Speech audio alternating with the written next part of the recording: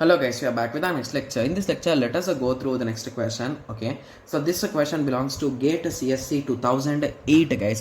The question is G is a simple undirected graph. Okay, some vertices of G are of odd degree. Okay, so add a node V to G and make it adjacent to each odd vertex of G. The resultant graph will be for sure A.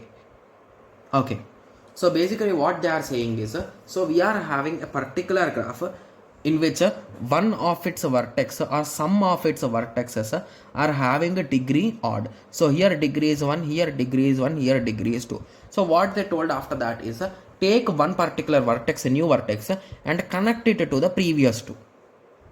So in this situation, each and every vertex degree has become 2. So it could be a regular graph, but it can never be a complete graph, right? Because these two things are missing, right? Yes.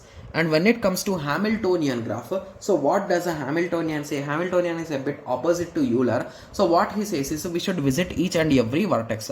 So that is also possible, and each and every edge is also possible. So now I think we need to take some complex example, right? Because for 4 vertices, 3 options are matching. That's really good, right? Yes. So now let us move to 5 vertices.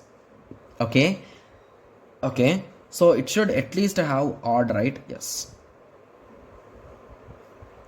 It is a 1, it is a 1, it is a 1, it is a 3. So now I will be taking a new vertex and I will be connecting it to all of them, guys. Okay, so now this vertex is a 2, this vertex is a 1, 2, 3, 4, this vertex is a 2, and this vertex is a 2. So at the end I think we can eliminate this regular graph, because in regular graph each and every node should have same degree, right? Yes, but it's not satisfying here. Okay, so now when it comes to Hamiltonian and Euler graph, so let me draw this graph again so that we can test this concept of Hamiltonian and Euler.